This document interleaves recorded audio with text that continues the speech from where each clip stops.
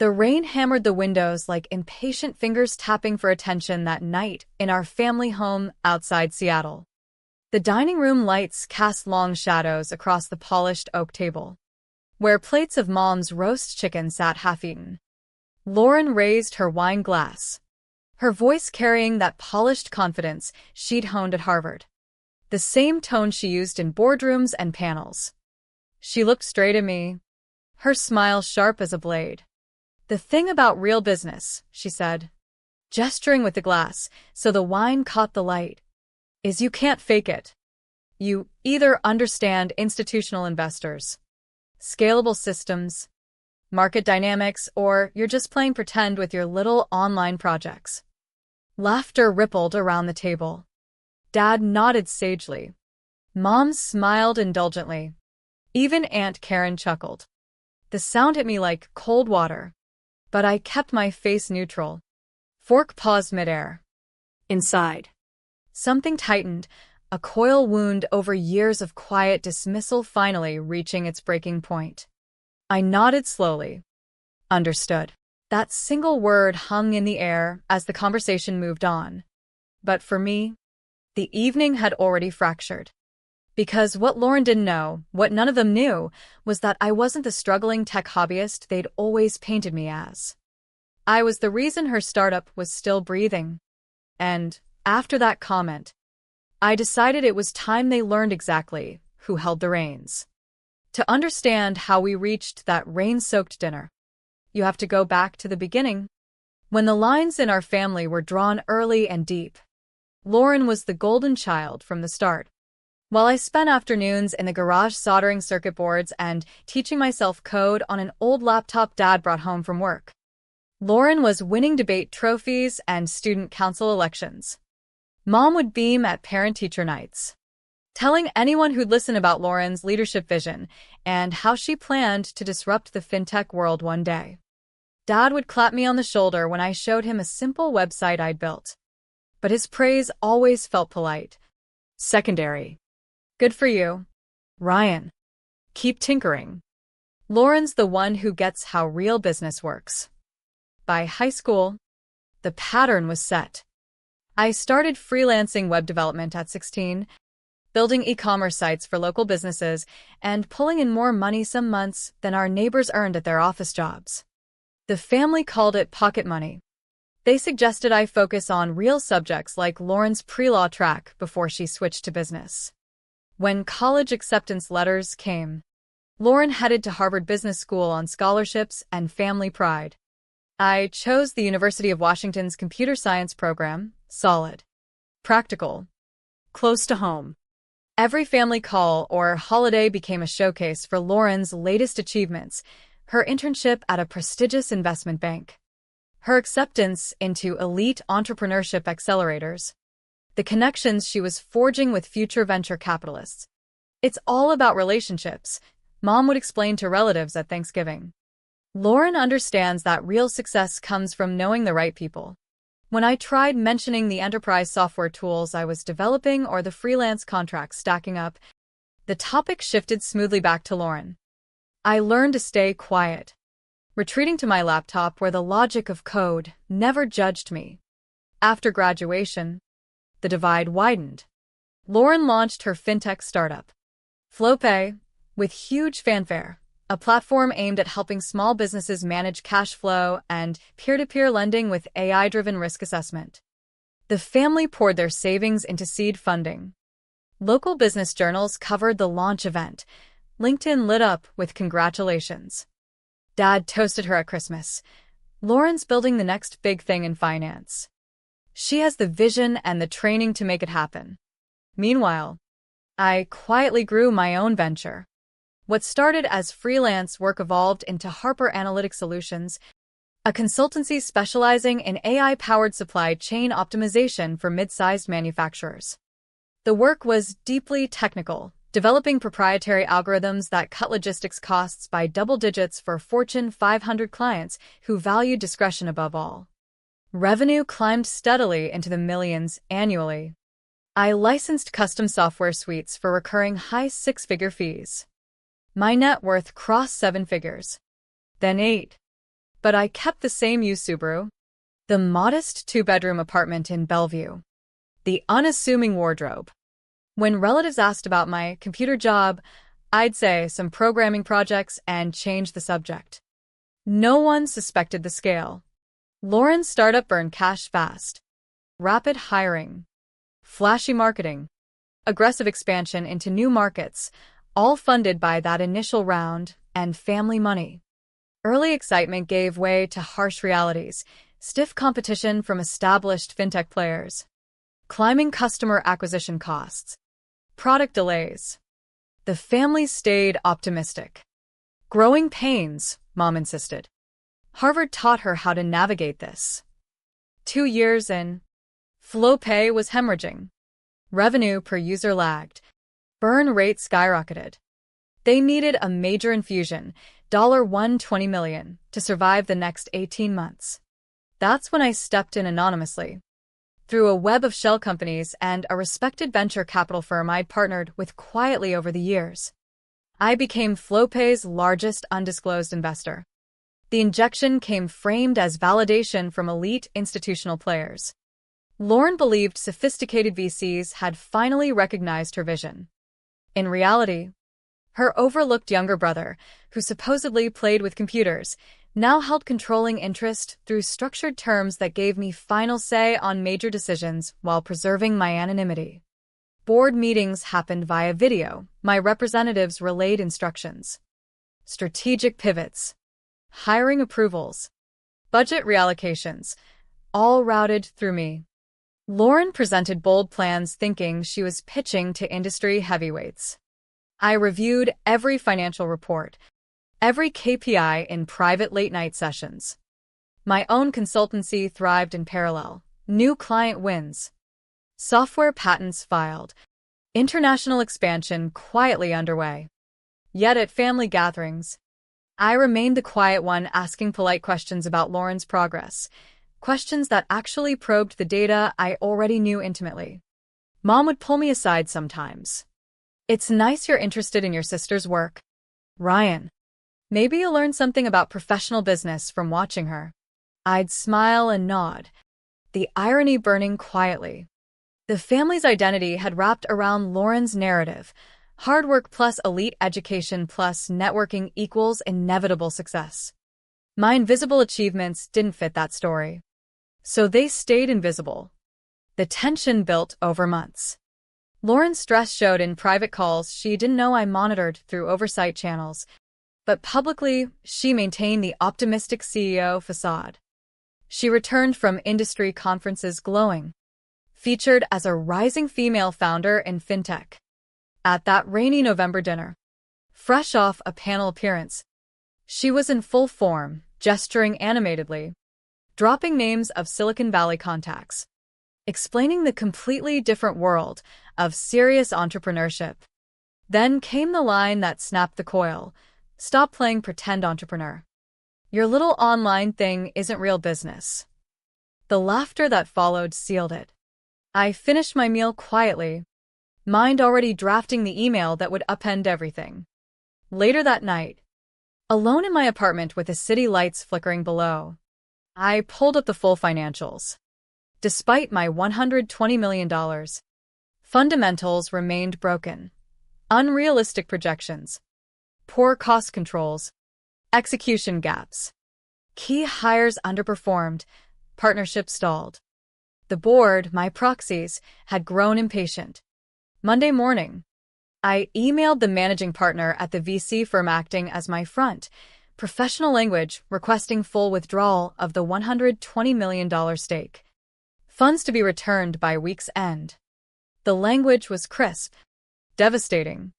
Pulling that capital would crater FlowPay. No replacement investor would touch it after such a public no-confidence move. Within hours, the firm contacted Lauren for an emergency board session.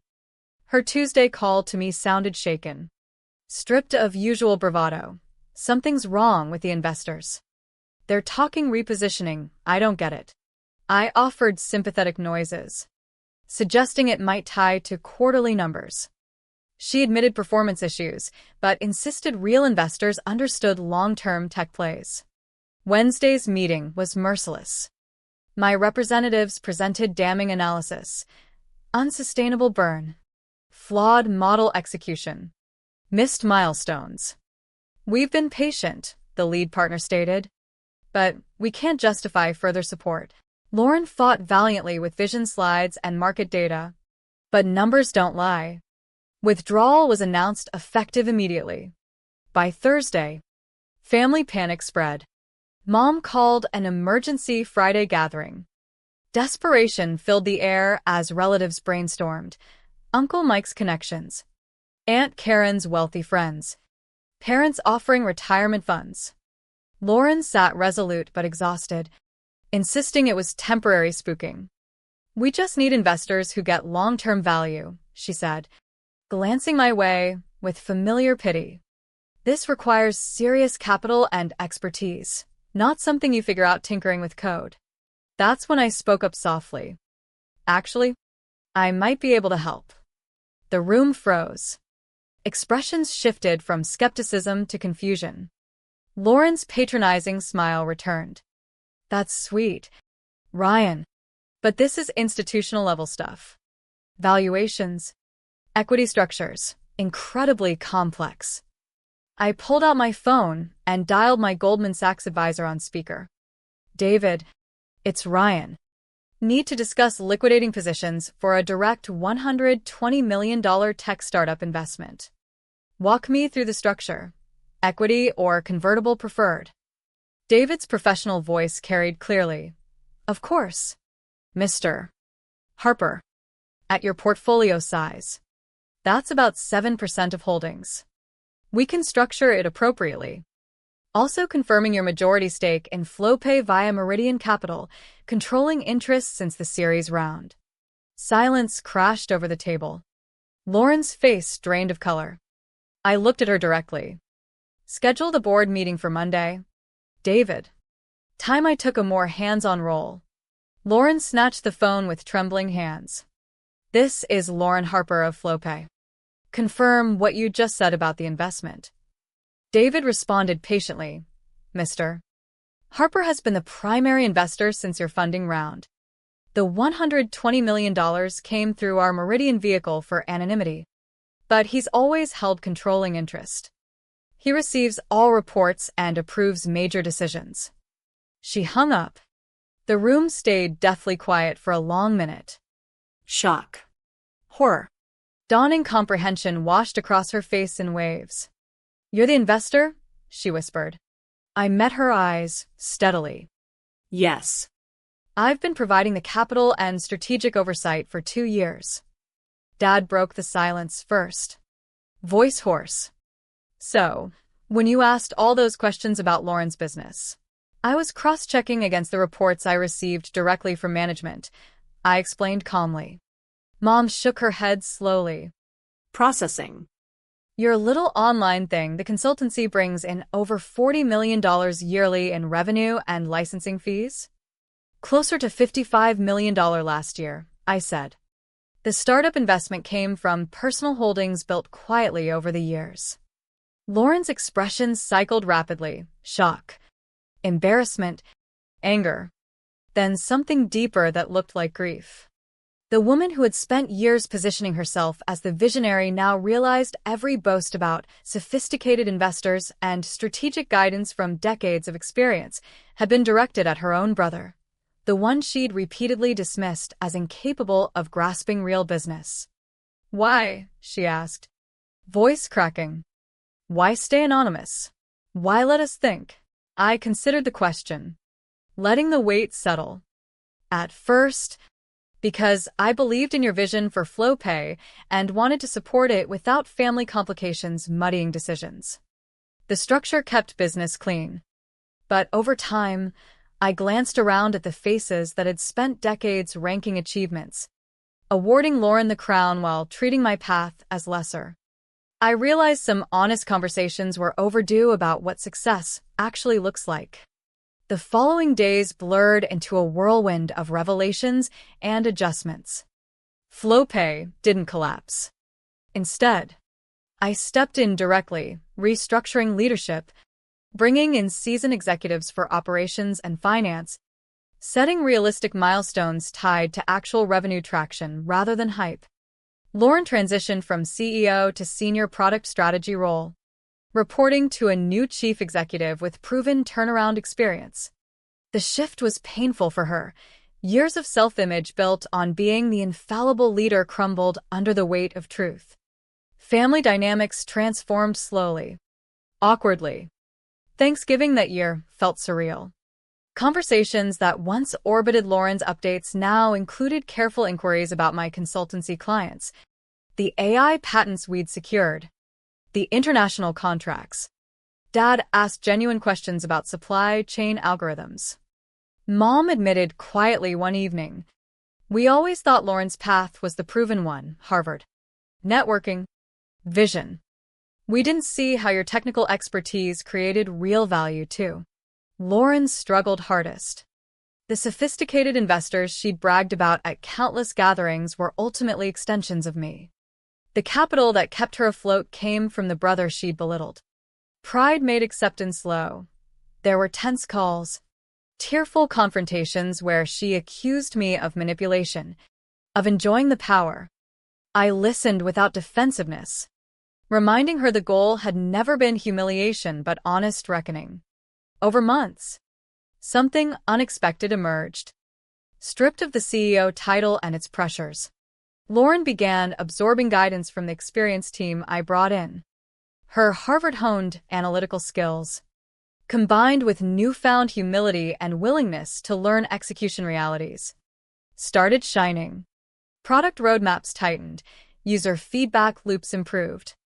FlowPay turned its first profit 6 months after restructuring, modest but sustainable, built on corrected fundamentals rather than endless funding rounds.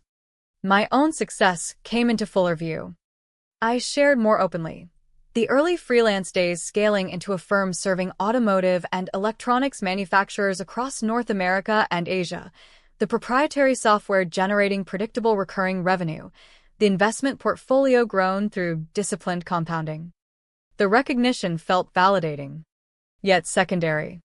What mattered more was watching assumptions shatter.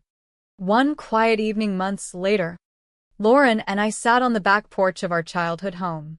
The same rain from that fateful dinner pattered softly. She'd been unusually subdued since the transition. "I spent so long believing my education and connections made me superior," she admitted, staring at her hands. "Every time I called your work pretend, it was to reassure myself my path was the right one. But you built something real, quietly, without fanfare. And then you funded me, controlled the company without ever throwing it in my face until I forced your hand." I nodded, the emotional weight of years settling between us. I didn't want to buy respect with money. The anonymity was protection for both of us. Family dynamics can poison business. But when the condescension kept coming, especially publicly, I realized silence wasn't teaching anyone anything. She laughed bitterly. "That dinner comment. I can still hear the laughter. It was meant to put you in your place. Remind everyone I was the success story.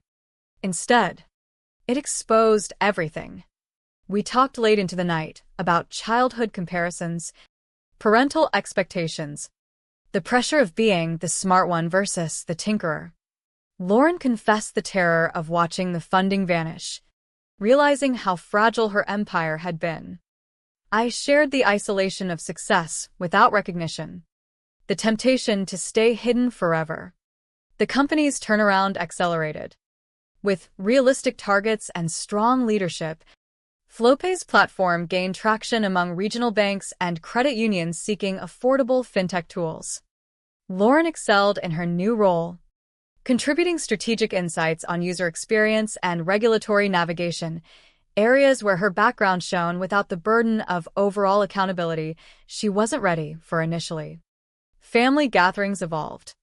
No more automatic deference to Lauren's every update. Conversations balanced, questions about my latest client implementations alongside her product wins.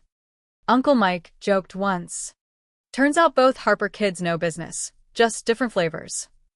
The humor helped ease lingering awkwardness. Yet echoes remained. Dad pulled me aside one holiday, voice thick with regret. We measured success too narrowly. Lauren's MBA mattered. Your technical depth mattered more than we credited. We should have celebrated both paths equally. Mom echoed similar sentiments in quieter moments, admitting the family narrative had been comfortable but incomplete. Respect couldn't be assumed based on pedigree or visibility. It had to be earned through results and character. For me, the biggest shift was internal. Speaking up that night hadn't just corrected perceptions, it freed me from the role of perpetual understudy. I began attending industry events openly, sharing thought leadership on AI ethics in supply chains. The computer kid label faded. Lauren never again dismissed my work. In fact, she started consulting me informally on technical aspects of FlowPay's roadmap.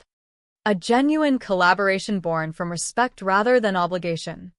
The pretending ended, not through force, but through the painful honesty that night forced upon us all. Still, as I watched the family recalibrate, a lingering question haunted quieter moments. How many other families silently rank siblings by visible markers, degrees, titles, press mentions, missing the deeper, quieter forms of excellence right beside them? Success wears many faces. Some shout from stages. Others solve problems in server rooms at 2 a.m. Neither is inherently superior. The real failure lies in assuming one path invalidates the other. The restructuring brought operational stability FlowPay had lacked. New CFO implemented tighter budgeting. Engineering leads delivered on promised features without constant delays. Revenue grew steadily, not hockey stick explosive, but predictable and defensible. Investors who had hesitated after the withdrawal watched cautiously. Some even circling back once metrics stabilized. Lauren's growth was perhaps the most profound. Early resentment gave way to introspection. She read books on execution I recommended, shadowed the new CEO, and gradually rebuilt confidence on firmer ground. One board meeting, she presented a refined product strategy that directly addressed past weaknesses, data-driven, customer-centric. The team applauded genuinely. In that moment, I saw the potential that had always existed, now unburdened by overconfidence. My consultancy hit new milestones too. A major contract with a global electronics manufacturer expanded our footprint. Licensing deals multiplied. I upgraded modestly, newer car, slightly larger apartment, but maintained the grounded lifestyle that had kept me under the radar for years.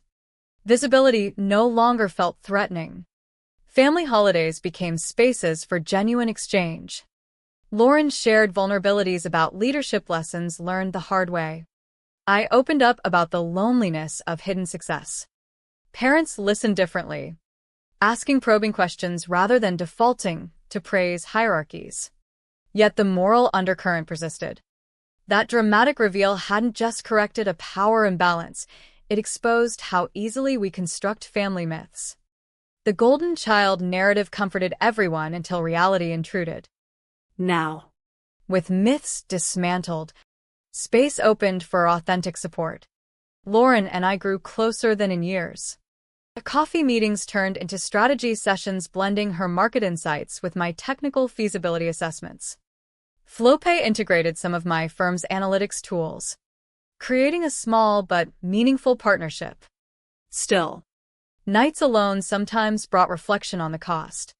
The shock on Lauren's face that evening, the family's stunned silence, necessary medicine, but bitter.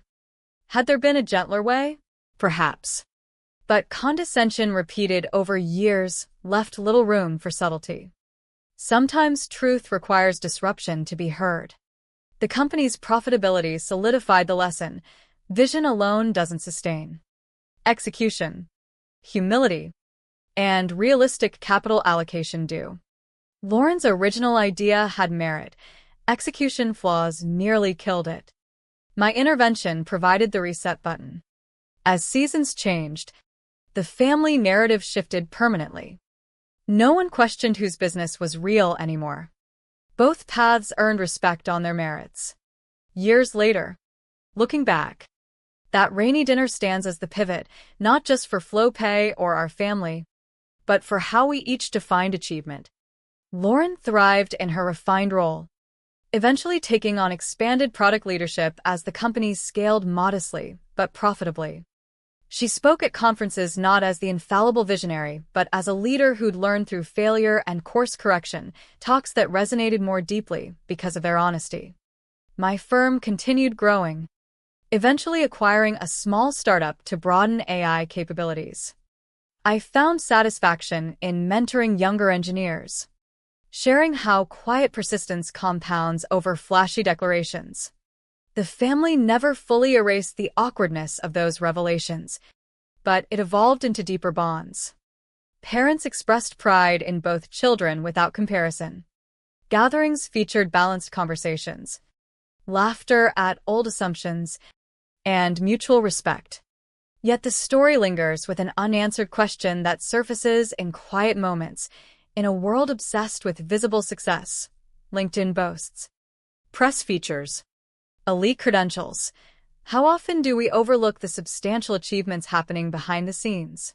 How many pretend entrepreneurs or hobbyists are actually the quiet architects holding things together? And what price do we pay as families, as a society, for ranking paths to success instead of valuing the diverse ways people create real value? Lauren and I never again needed dramatic reveals. Mutual understanding replaced pretense. Success, we learned, isn't a zero-sum competition between siblings or paths. It's the courage to recognize excellence in its many forms, and the humility to admit when our assumptions were wrong. The pretending was over. What remained was something truer, harder one, and ultimately more enduring.